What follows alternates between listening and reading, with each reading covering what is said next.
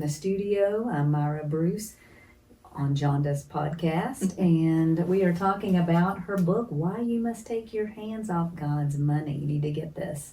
So we are continuing. You need to go back and listen to previous episodes, but we are continuing the chapter on being a steward, a good steward, and we've talked about what that means. Jonda can reiterate about being a good steward. And the ninth wonder of the world. This is kind of, what's this about? Well, again, as a quick review, stewardship is just about being responsible and making good choices. We can be wasteful in our spending. And it's not to say that God doesn't want us to have a treat, that he doesn't want us to have A $6 coffee. What is it? A $6 coffee. Oh, that is a treat. That's a luxury. Oh, that is, isn't it? Do you know, it's funny you bring that up because I was going to actually use this on a Facebook post, but maybe we're supposed to talk about it now. I'll still do a Facebook post. Oh. So you got this $6 coffee. One coffee day, we'll just say Monday morning through, we got the drive-thru, we got the $6 coffee. I'm going to blame Myra. Myra did that. But what I did is I went over to the grocery store and I spent $6 and bought a bag of coffee. And this bag of coffee is going to give me coffee for the next 2 weeks. And we spent the same amount of money. Not that Myra does that because she ended her Starbucks habit. That's right. And we've all had it. But do you see, there's right there is a really good example of being a good steward. Do I still drink Starbucks coffee? On occasion, yes. I do. I had a pumpkin spice latte a couple of weeks ago. I did. But I also have a bag of coffee upstairs in my cabinet, and I make a pot of coffee every morning when I get up. And it's probably just as good. You know what? I like it. And it's a discipline. Like the convenience, though. That's what I was going to say. It becomes a discipline. More discipline, exactly. It becomes a discipline. And we get lazy, me included. We get lazy, and we think we're entitled. I work 5 days a week, work 40 hours a week. I'm entitled to my Starbucks coffee. Blah, blah, blah. Well, get over yourself. If your budget's balanced, go get your Starbucks coffee. And if it's not, you can't. If it's not, you need to make some adjustments, right?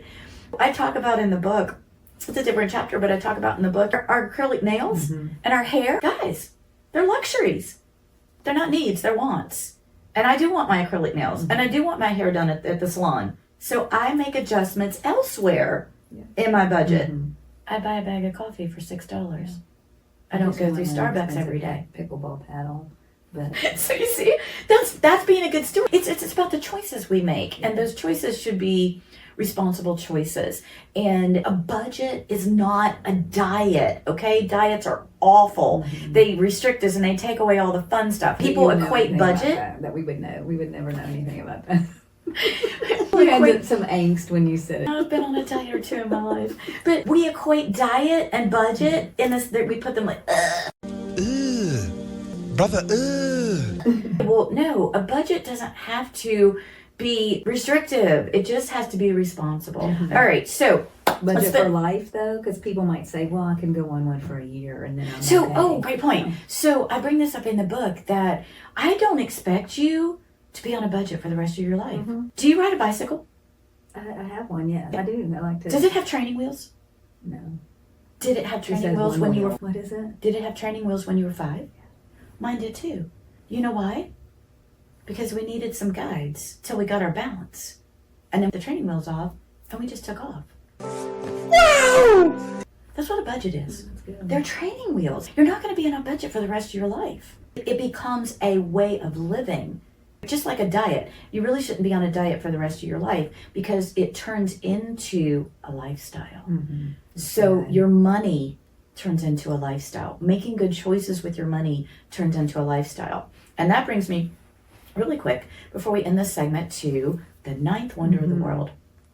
All right, you're thinking, what in the world is the ninth wonder of the world? Again, I don't want to steal too much of my thunder, but there's this fancy word out in the financial world called arbitrage. Maybe you've never heard of it. You've heard of it because you read the book, so that's cheating. But most people have never heard the word arbitrage.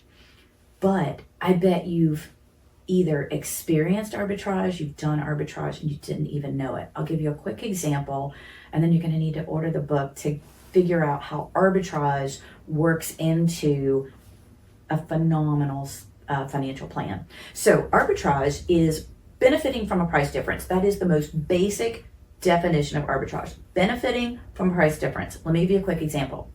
All right, let's say that you and your husband are going to buy a new house. They just built a new house. It's absolutely lovely. Let's say that you saved all this money. You've got, I don't know, $250,000 in a savings account because you've been saving for this house. You want to pay cash, but you've got really good credit and interest rates are low. Now, as we're recording this, they're not exactly low, but just go with me here. Go along with the program.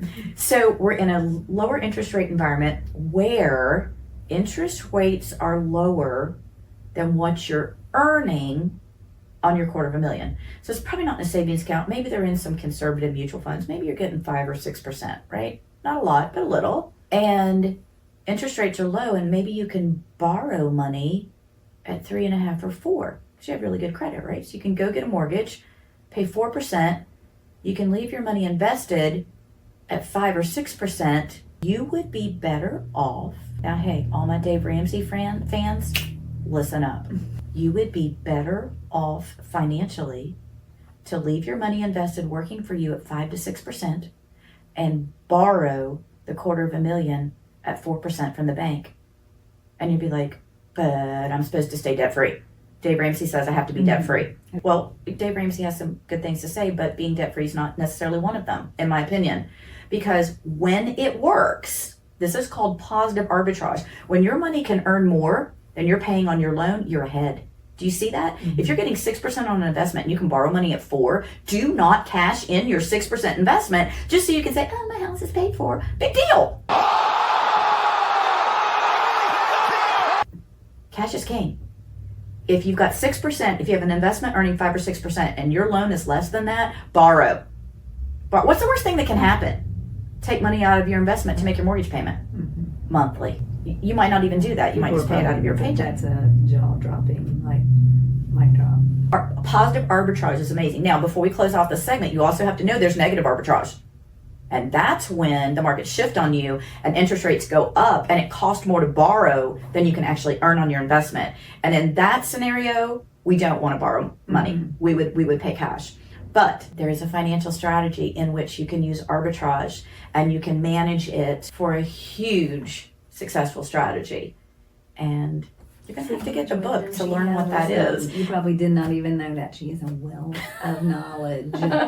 Hey guys, don't forget to pre-order your copy of Why You Must Take Your Hands Off God's Money. By placing an order today, you are going to receive the bonus chapter immediately as a digital download straight into your email. This chapter is a valuable resource and you're going to want to get your hands on it sooner than later so that you can get busy laying the groundwork for a successful 2025.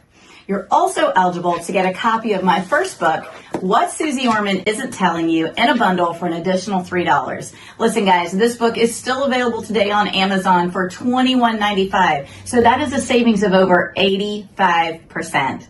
So listen, take advantage of these offers and go ahead, click the link below and place your pre-order today.